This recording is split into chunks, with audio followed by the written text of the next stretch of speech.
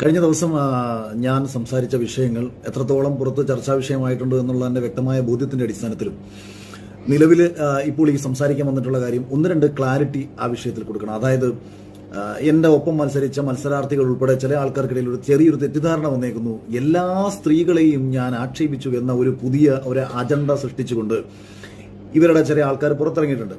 ഇനി അങ്ങോട്ടുള്ള എല്ലാ കാര്യങ്ങൾക്കും, അതായത് ഇപ്പോൾ സിബിനെ പുറത്താക്കിയ സമയത്ത് സിബിനെതിരെ വ്യാജ പ്രചരണങ്ങൾ അഴിക്കാൻ വേണ്ടിയിട്ട് തന്നെ ഞാൻ പറഞ്ഞല്ലോ ചാനലിലെ ചില കക്ഷികൾ, പ്രത്യേകിച്ച് 2 പേർ, ഈ 2 പേരുടെ ഭാഗത്ത് നിന്ന് സിബിനെതിരെ തന്നെ ഓൾറെഡി വ്യാജ പ്രചരണങ്ങൾ ആരംഭിച്ചു കഴിഞ്ഞു.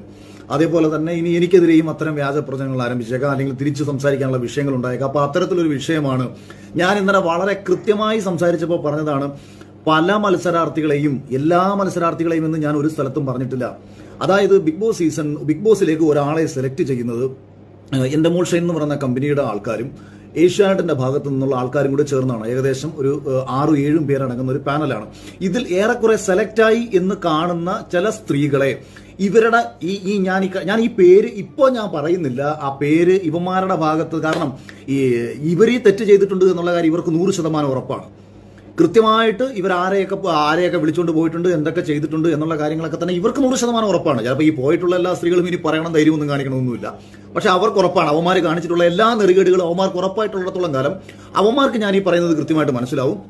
ഇനി രണ്ടാമത്തെ കാര്യം, അപ്പൊ ഇവരുടെ പരിപാടി എന്ന് പറഞ്ഞാൽ ഈ സെലക്ട് ആയിട്ടുണ്ട്, അതായത് സെലക്ഷൻ പാനലിൽ ആരെങ്കിലും സെലക്ട് ആയിട്ടുണ്ട് എന്ന് ഇവർക്ക് മനസ്സിലാവുന്ന സമയത്ത് ഒരു ചൂണ്ടയുമായിട്ട് ഇവർ ഇറങ്ങും.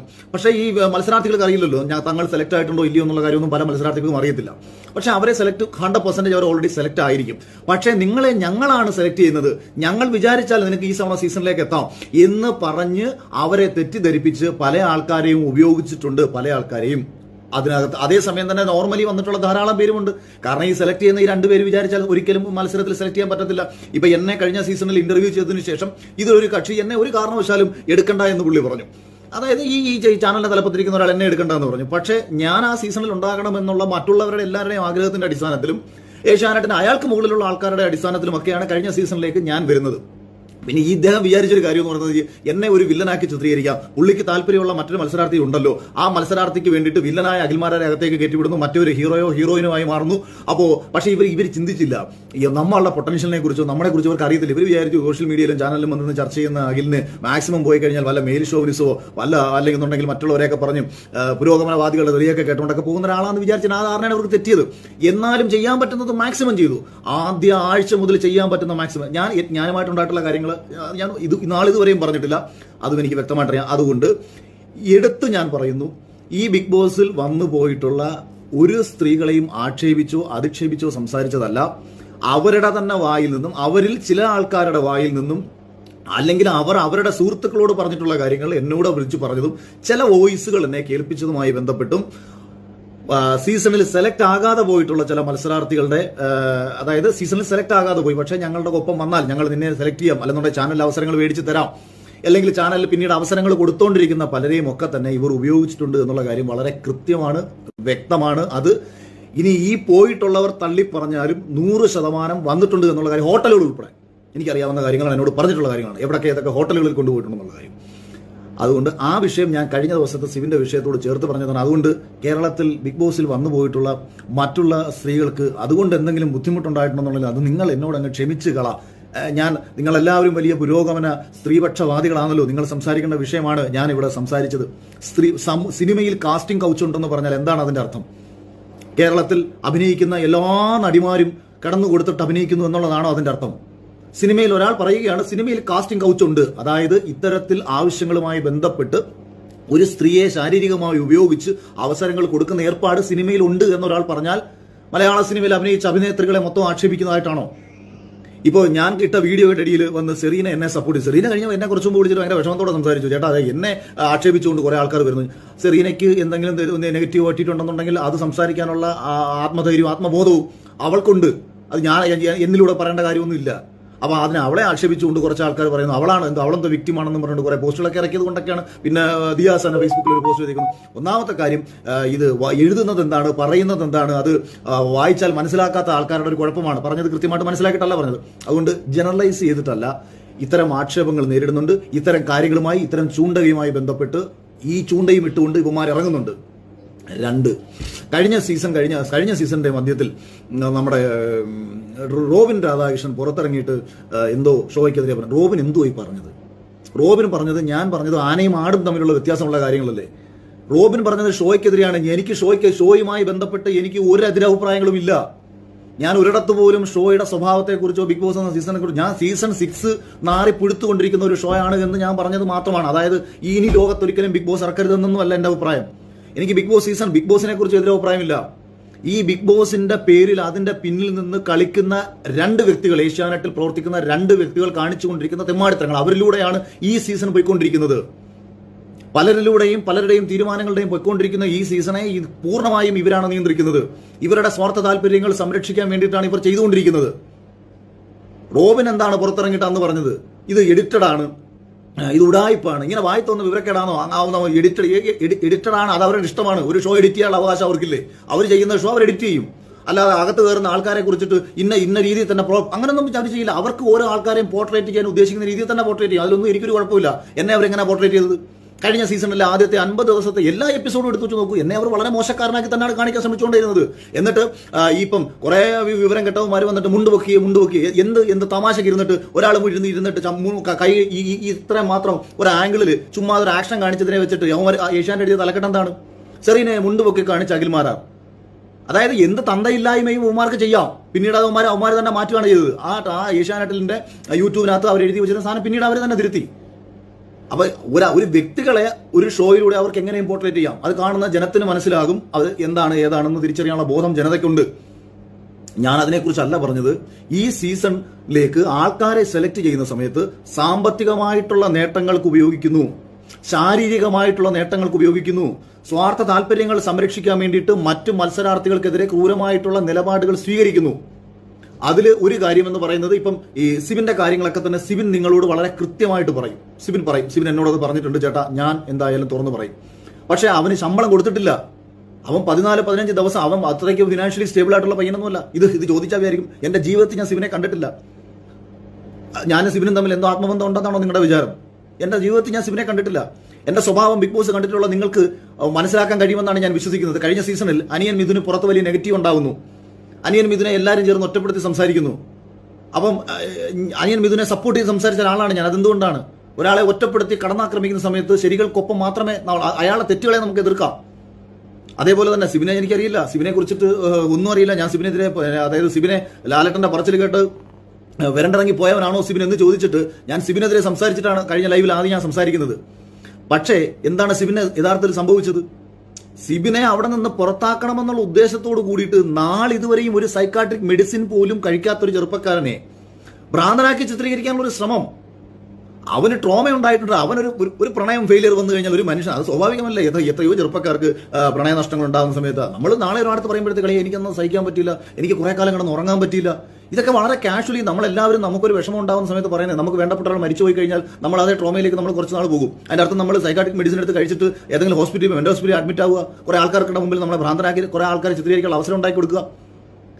അപ്പൊ സിബിന്റെ കേസിൽ സംഭവിച്ചത് അവന് കുറെ വിഷമങ്ങൾ വന്നു. അവൻ വിഷമങ്ങൾ വന്ന സമയത്ത് അവൻ ഹൗസിൽ ഇരുന്നിട്ട് എനിക്ക് ഇറങ്ങി, ഇത് ഞാൻ പറഞ്ഞിട്ടില്ലേ? ഇത് ഹൗസിനകത്ത് ഞാൻ എത്രയോ പ്രാവശ്യം പറഞ്ഞിട്ടുണ്ട്, എനിക്ക് ഇറങ്ങിപ്പോണെന്ന്. കാരണം എന്താ? എനിക്ക് മത്സരിക്കാൻ സ്ട്രോങ് ആയിട്ട് മത്സരാർത്ഥികൾ ഇല്ല എന്നുള്ള ഫീല്. ഏതെങ്കിലും മത്സരാർത്ഥികളെ കളിച്ച് തോപ്പിക്കുമ്പോൾ ഞാനതിൽ എക്സൈറ്റ്മെന്റ് കണ്ടെത്തുന്നില്ല. എനിക്ക് ശക്തരായ മത്സരാർത്ഥികളോട് മത്സരിക്കാനായിരുന്നു എന്റെ ഒരു പേഴ്സണൽ ഇഷ്ടം. അപ്പൊ ഇത് തന്നെ ഞാൻ ബിഗ് ബോസിനടുത്ത് പോയി പറയുന്നുണ്ട്. മറ്റുള്ള ആൾക്കാർക്ക് കിട്ടുന്ന നേട്ടം ഞാനായിട്ട് തള്ളിക്കളയുന്നില്ല ബിഗ് ബോസ്, ഞാൻ ഇറങ്ങി പൊക്കോളാം. അവർക്കൊക്കെ ഒരുപാട് ആഗ്രഹങ്ങളുള്ളവരാണ്. ഞാൻ പുറത്ത് എന്റെ കാര്യങ്ങൾ ഞാൻ പോയി ചെയ്യാം. ഇതാണ് ഞാൻ കൺഫെഷൻ റൂമിൽ പോയി സംസാരിക്കും. ഞാൻ കരഞ്ഞിട്ട് ഞാൻ കൺഫെഷൻ റൂമിൽ പോയി സംസാരിക്കുന്നത് ഇതാണ്. എന്റെ കാര്യമല്ല അവിടെ ഞാൻ പറഞ്ഞത്.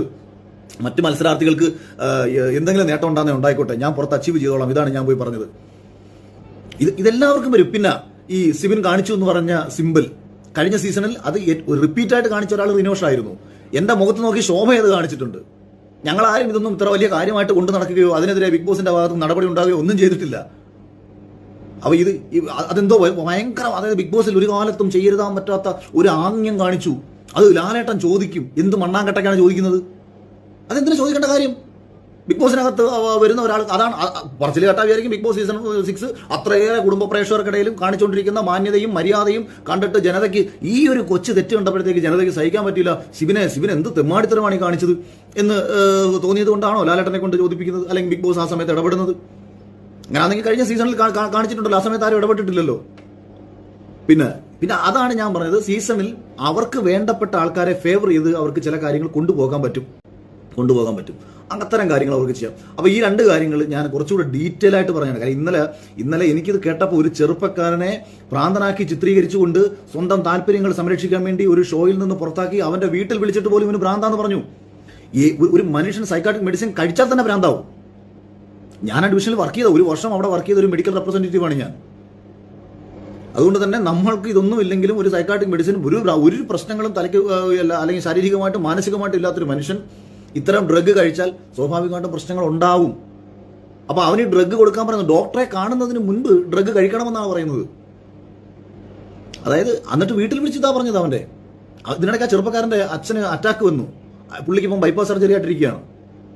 അപ്പൊ ഇങ്ങനെ ഇരിക്കുന്ന ഈ സാഹചര്യത്തിൽ അവന്റെ വീട്ടുകാരെ കൊണ്ട് വിളിപ്പിക്കുകയൊന്നും ചെയ്തിട്ടില്ല. ഇപ്പൊ തുടക്കത്തിൽ ജാസ്മിൻ എന്തോ വിഷമം വന്നെന്നോ അച്ഛൻ എന്തോ പ്രശ്നം വന്നെന്നോ ഇപ്പം തുടക്ക സമയത്ത് തന്നെ മത്സരത്തിലോട്ട് കയറി ആദ്യത്തെ 2 ആഴ്ചക്കുള്ളിൽ തന്നെ അങ്ങനെ കണക്ട് ചെയ്യാനുള്ള ഒരു അവസരം ഉണ്ടാക്കി കൊടുക്കുന്ന അതേ ഷോയുടെ ആൾക്കാർ സിബിന്റെ അച്ഛൻ അറ്റാക്ക് വന്നിട്ടും അവനെ അറിയിക്കുന്നില്ല.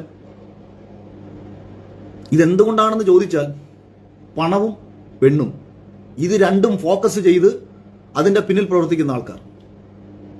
അപ്പൊ ഇവരുടെ ഇത്തരം കാര്യങ്ങൾക്കെതിരെ സംസാരിക്കുന്നത് കൊണ്ട് എനിക്ക് എന്ത് നഷ്ടം വന്നാലും അത് സഹിച്ചോളാം എന്ന് കരുതിയിട്ട് തന്നെയാണ് ഞാൻ ഇന്നലത്തെ ദിവസം ഞാൻ ആ ലൈവ് ചെയ്യുന്നത്. കാര്യം കുറെ ആൾക്കാർ പറയും 50 ലക്ഷം രൂപയും മേടിച്ച് മറ്റേ ഇതും മേടിച്ചിട്ട് ഞാൻ പറയുന്നത് 50 ലക്ഷം രൂപ എന്താ എനിക്ക് ഏഷ്യാനെറ്റാ തന്നത്? 100 ദിവസം ഞാൻ അവിടെ കിടന്ന് ഉണ്ടാക്കി കൊടുത്തിട്ടുള്ള കണ്ടന്റുകൾ, എനിക്ക് തന്നേക്കുന്ന ശമ്പളം എന്ന് പറയുന്നത് എന്റെ കണ്ടന്റുകൾ ഒരു 6 or 7 കണ്ടന്റുകൾ യൂട്യൂബിൽ ഓടിയാൽ കിട്ടുന്ന ശമ്പളം മാത്രമേ നമുക്ക് തന്നിട്ടുള്ളൂ. അത്രയും ശമ്പളമേ അതിനകത്തുള്ളൂ. അപ്പൊ നമ്മൾ അങ്ങോട്ടുണ്ടാക്കി കൊടുക്കുന്നതോ? പിന്നെ പ്രേക്ഷകർ എനിക്ക് വേണ്ടി വോട്ട് ചെയ്തത് അല്ലാതെ ഏഷ്യാനെറ്റ് തന്നെ ജയിപ്പിച്ചാൽ, ഞാൻ ഏഷ്യാനെറ്റ് എന്ന് പറഞ്ഞാൽ ആ ചാനലിനോടും അല്ലാട്ടോ, ഇവന്മാരോട് പറയുന്ന കാര്യങ്ങളാണ്. എനിക്ക് ആ ചാനലിനോടും അല്ലെങ്കിൽ ആ ഷോയോടും ഒന്നും നമുക്കൊരു പ്രശ്നങ്ങളുമില്ല. അതിനോട് സ്നേഹവും നന്ദിയൊക്കെ എപ്പോഴും ഉണ്ടാവും. യവന്മാരാണോ നമ്മളെ ജയിപ്പിക്കുന്നത്? യവന്മാരാണോ എനിക്ക് വേണ്ടി വോട്ട് പിടിച്ചു തന്നത്? എന്നെ തോൽപ്പിക്കാൻ വേണ്ടിയിട്ട് ചെയ്യാൻ പറ്റുന്ന മാക്സിമം കാര്യങ്ങളും ചെയ്തിട്ട് ഫിനാലയിൽ പോലും റോബോട്ടിക്കായിട്ട് വോട്ട് ഹോട്ട്സ്റ്റാറിൽ അടിച്ചു കയറ്റിയിട്ട് അതുവരെ പിടിക്കപ്പെട്ടതാണ്. പിന്നെ കഴിഞ്ഞ സീസണിൽ കാണിച്ചിട്ടുള്ള കാര്യങ്ങൾ ഞാൻ മറ്റൊരു അവസരത്തിൽ ഞാൻ പറയാം. കാര്യം ഞാനത് പറയുമ്പോൾ വരുന്നൊരു കുഴപ്പം എന്താണെന്നറിയാവോ, എൻ്റെ ഒപ്പം ഉണ്ടായിരുന്ന ചില മത്സരാർത്ഥികളുണ്ട്. അപ്പം ഞാൻ പൊതുവെ ഈ അവർ നാറണ്ട എന്ന് വിചാരിച്ചിട്ടാണ്. അല്ലെ, അവർ നാറും, എല്ലാവരും അല്ല, നിങ്ങൾക്കറിയാവുന്ന ആൾക്കാരൊക്കെ തന്നെയാണ്, അവർ നാറേണ്ടി വരും. ഇപ്പം ഞാനതാ പറഞ്ഞത്, എന്നേക്കാളും ഒരുപാട് പ്രൊഫൈലിൽ താഴ്ന്ന ഒരു മത്സരാർത്ഥിക്ക് എൻ്റെ 3 ഇരട്ടി ശമ്പളം കൊടുത്തുകൊണ്ട് അതിനകത്ത് കയറ്റണമെങ്കിൽ എന്തായിരിക്കും ഉദ്ദേശം? ചുമ്മാ ചിന്തിക്ക്. ആ മത്സരാർത്ഥിയുടെ അക്കൗണ്ട് ഡീറ്റെയിൽസ് കഴിഞ്ഞ ഒരു വർഷത്തിനിടയ്ക്ക് ആ മത്സരാർത്ഥിയുടെ അക്കൗണ്ട് ഡീറ്റെയിൽസ് എടുത്തിട്ട് ആരുടെയൊക്കെ അക്കൗണ്ടിലേക്ക് പൈസ അയച്ചു കൊടുത്തിട്ട് ചെക്ക് ചെയ്യും. യുമാർ അക്കൗണ്ടിലേക്ക് പൈസ വന്നു ചെക്ക് ചെയ്യും. എൻ്റെ അറിവിൽ ആ മത്സരാർത്ഥിക്ക് ഫിനാൻഷ്യലി ഒരു സ്റ്റെബിലിറ്റി ഇപ്പോഴും ഇല്ല. പിന്നെ ഇത് ഞാൻ ഈ പേര് പറഞ്ഞ് കാര്യകാരണങ്ങൾ നിരത്തി കഴിഞ്ഞ സീസണുകളിൽ അവിടെ വന്നിരുന്ന്, അതായത് മുംബൈയിൽ വന്നിരുന്ന് അന്ന് ചെയ്തിട്ടുള്ള പല കാര്യങ്ങളും എനിക്കറിയാം. ഞാൻ നാളെ ഇതുവരെയും പറഞ്ഞിട്ടില്ല. എനിക്കത് പറഞ്ഞതുകൊണ്ട് പ്രത്യേകിച്ച് കാര്യം ഞാൻ ജയിച്ചു, ഞാൻ വിന്നറായി, കാര്യങ്ങൾ കഴിഞ്ഞു. ഈ സീസൺ തുടങ്ങിയ സമയത്ത് ആദ്യത്തെ 2 ആഴ്ച ആയപ്പോൾ തൊട്ട് ഏറ്റവും ഉണ്ടായ മാനസിക വിഷമം എന്ന് പറയുന്നത്, ഈ ഷോയെ, ബിഗ് ബോസ് എന്ന് പറയുന്ന ഷോയെ കുറെ ക്വാളിറ്റിയോടുകൂടി കണ്ടൊരു ജനത, കുറെ ആസ്വദിച്ച് കണ്ടിരുന്നൊരു ജനത അവരെ മൊത്തവും വെറുപ്പിച്ച് നാറി ഏറ്റവും മോശം രീതിയിൽ സമൂഹത്തിലും കുടുംബത്തിലും കുട്ടികൾക്കിടയിലും ഇത്രയും മോശമാക്കി ഇങ്ങനെ പോയിക്കൊണ്ടിരുന്നിട്ട് 50ാമത്തെ ദിവസം ലാലേട്ടനെ കൂടെ വിളിച്ചു നിർത്തിയിട്ട് ഇതെന്തൊക്കെയോ മഹത്തരമാണെന്ന് പറഞ്ഞങ്ങ് കാണിക്കുകയാണ് ഇവർ. അതെല്ലാം കണ്ടപ്പോഴാണ് ഇതിനെതിരെ ഇനിയും പറയാതിരുന്നിട്ട് കാര്യമില്ല. ഇവന്മാരുടെ തെമ്മാടിത്തരങ്ങൾക്കെതിരെ ഇനിയും പറയാതിരുന്നിട്ട് യാതൊരു കാര്യമില്ല. പ്രേക്ഷകരെ അത്രയേറെ കോമാളികളും വിഡ്ഢികളുമാക്കി ഇവന്മാർ മാറ്റാൻ ശ്രമിക്കുകയാണ്. ഇതിനു മുൻപ് ഒരാൾ സൂരജ് പാലാക്കാരൻ എന്ന് പറയുന്ന ഒരു വ്യക്തി യൂട്യൂബിൽ ഫേസ്ബുക്കിൽ ഒരു വീഡിയോ ചെയ്തു. മത്സരാർത്ഥികളെ ഉൾപ്പെടെ കടുത്ത രീതിയിൽ ആക്ഷേപിച്ചുകൊണ്ട്, അതിശക്തമായി ആക്ഷേപിച്ചുകൊണ്ട്, എല്ലാവരും പട്ടികളാണെന്നും കന്നിമാസത്തിൽ പട്ടികൾ കാണിക്കുന്ന കാമപേക്കൂത്താണെന്നും പറഞ്ഞിട്ട് പുള്ളി ആക്ഷേപിച്ചു. ഞാൻ ഒരു വീഡിയോ ചെയ്യുന്നത് ഞാൻ കണ്ടു. ഇത് സത്യത്തിൽ ഈ സീസണിലെ മത്സരാർത്ഥികളെ കുറിച്ചാണ് പറഞ്ഞതെങ്കിലും അയാളുടെ ഭാഷയിൽ അത് എല്ലാ മത്സരാർത്ഥികൾക്കും ഒരേപോലെ അനുഭവപ്പെടുന്ന രീതിയിലായിരുന്നു അയാൾ പറഞ്ഞത്. അയാൾ ബിഗ് ബോസിൽ കയറാൻ വേണ്ടി ശ്രമിച്ച ആളാണ്, ബിഗ് ബോസിൽ കയറാൻ വേണ്ടി ഇന്റർവ്യൂവിന് പോയ ആളാണ്, കിട്ടാത്ത ആളാണ് അയാൾ. അപ്പം അയാൾക്ക് അയാളുടെ ഫ്രസ്ട്രേഷൻ കൊണ്ട് പറയുന്നതാണെങ്കിലും പറയാം. പക്ഷേ അതിനടിയിൽ വരുന്ന കമന്റുകൾ അയാൾ അനുകൂലിച്ചുകൊണ്ടാണ്. അയാൾ പറഞ്ഞ വ്യക്തിപരമായിട്ട് ഈ സീസണെ കുറിച്ച് പറഞ്ഞാൽ ഞാനും യോജിക്കുന്ന കാര്യങ്ങളാണ്. ഇതെല്ലാം മനസ്സിലാക്കിയിട്ടും ഏഷ്യാനെറ്റിന്റെ ഭാഗത്തുനിന്നോ ബിഗ് ബോസിന്റെ അണിയറ പ്രവർത്തകരുടെ ഭാഗത്തുനിന്നോ ഇത് ഒരു വീറും വൃത്തിയുള്ള ഷോ ആക്കി കൊണ്ടുപോകാനുള്ള ഒരു ഉദ്ദേശമില്ല എന്ന് മാത്രവുമല്ല, ഒരുവിധം വൃത്തിയായി എന്ന് തോന്നിയത് ഈ വൈൽഡ് കാർഡിൽ ഇവരൊക്കെ അകത്തേക്ക് കയറിയ സമയത്ത് ചെറിയ പ്രതീക്ഷകൾ കൊടുത്ത മത്സരാർത്ഥികളെ ഒറ്റയടിക്ക് അടിച്ചില്ലാതാക്കാൻ ശ്രമിച്ചു. ഇപ്പോൾ അഭിഷേക് ശ്രീകുമാർ എന്ന ചെറുപ്പക്കാരൻ അവന്റെ ആദ്യത്തെ സ്പീച്ച് കണ്ട സമയത്ത് ഞാൻ അതിന്റെ ഒരു കട്ട്സ് ഞാൻ കാണുന്ന സമയത്ത് ഞാൻ എൻ്റെ ഒരു സുഹൃത്തിനോട് പറഞ്ഞത്, എന്നിലെ ഒരു ഫയറുള്ള ഒരു അഖിൽമാരാരെ അവനിൽ ഞാൻ കണ്ടു എന്നാണ്. അതായത് ഞാൻ പറയുന്നത് പോലത്തെ തമാശ പറയാനോ അല്ലെങ്കിൽ നമ്മുടെ കലാപരമായിട്ടുള്ള ആക്ടിവിറ്റീസ് ഒക്കെ ഉണ്ടോ ഇല്ലയോ എന്ന് എനിക്കറിയില്ലെങ്കിലും ഞാൻ ചില സമയത്ത് ഫയർ ചെയ്ത് സംസാരിക്കുമ്പോൾ നമുക്ക് വരുന്ന ഒരു ആറ്റിറ്റ്യൂഡിലും അല്ലെങ്കിൽ നമ്മുടെ ഉള്ളിൽ വരുന്ന ഒരു ബോധം, ഒരു നീതിബോധത്തിന്റെയും ഒരു ഫയർ ഞാൻ കണ്ട ഒരു ചെറുപ്പക്കാരനായിരുന്നു അഭിഷേക് ശ്രീകുമാർ എന്ന് അവന്റെ ഫസ്റ്റ് ദിവസം കണ്ടപ്പോൾ ഞാൻ 1-2 പേരെടുത്ത് ഞാനും പറഞ്ഞു, ഒരു മെയിൽ ഷോവനിസ്റ്റായ അഖിൽമാരാർ അവനിലുണ്ടാ എന്ന് ഞാൻ കുറച്ച് പേരെടുത്ത് പറഞ്ഞിട്ടുണ്ടായിരുന്നു. പക്ഷെ അവൻ പൊങ്ങുമെന്ന് കണ്ട ഘട്ടത്തിൽ അവനെ അടിച്ചിരുത്തി. അപ്പോൾ ഞാൻ ഈ ആരോ യെല്ലോ കാർഡെന്ന് ഏതോ ഒരു ചോദിക്കുന്നത്, പിന്നാണ് എനിക്ക് മനസ്സിലായത് യെല്ലോ കാർഡ് കൊടുത്ത് അടിച്ചിരുത്തിയതാണെന്ന്. അപ്പോൾ രണ്ടായാലും അങ്ങനെ. അപ്പൊ ഇത്തരത്തിൽ ഓരോ മത്സരാർത്ഥികളെയും ഒതുക്കി ഒരു ഷോയെ കംപ്ലീറ്റ്ലി 1-2 പേരിലേക്ക് ഫോക്കസ് ചെയ്ത് ഇവർ കൊണ്ടുപോവാണ്. അതിനുള്ള കാരണമൊക്കെ എനിക്കറിയാമെന്ന് ഞാൻ ഈ പറയുന്ന കേൾക്കുന്ന നിങ്ങൾ അറിഞ്ഞോ? നിങ്ങൾ പ്രേക്ഷകരല്ല കേട്ടോ, പ്രേക്ഷകരല്ല. ചാനലിനെ നശിപ്പിക്കാൻ വേണ്ടി ചാനലിൽ കയറി കൂടിയിരിക്കുന്ന 2 പേർ. ഒരുത്തനെ ഏറെക്കുറെ റിട്ടയർ ആവാറായി. അതുകൊണ്ട് കാര്യമില്ല. പിന്നെ വേറെ കാര്യമുണ്ട് കേട്ടോ. ഇന്നലെ രാത്രി തൊട്ട് പ്ലാനിങ് ആയിരിക്കും, എങ്ങനെ എന്നെ നശിപ്പിക്കാം, എന്നെ എങ്ങനെ തകർക്കാമെന്നുള്ള പ്ലാനിങ് ആയിരിക്കും. ഞാൻ ആദ്യമേ പറയുന്നു, തകരാൻ തയ്യാറാണ്, ഒരു പ്രശ്നമില്ല, 100% തകരാൻ തയ്യാറാണ്. എനിക്ക് എൻ്റെ ഭാര്യയ്ക്ക് 2 വീട് നാട്ടിൽ കിടപ്പുണ്ട്, അത്യാവശ്യം വസ്തുക്കൾ നാട്ടിൽ കിടപ്പുണ്ട്, റബ്ബർ വെട്ടി വിറ്റാലും അവർക്ക് ജീവിക്കാൻ പറ്റും.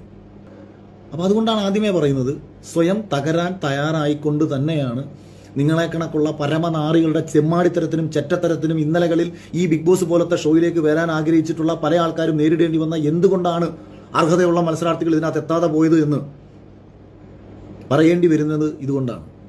പിന്നെ ഇതൊന്ന് ക്ലാരിറ്റിയാണ്. അപ്പോൾ 2 കാര്യങ്ങൾക്കും ക്ലാരിറ്റി വന്നെന്ന് വിചാരിക്കുന്നു. ഫസ്റ്റ് കാര്യം എന്ന് പറയുന്നത്, എല്ലാ സ്ത്രീകളെയും ഉദ്ദേശിച്ച് പറഞ്ഞ കാര്യങ്ങളല്ല.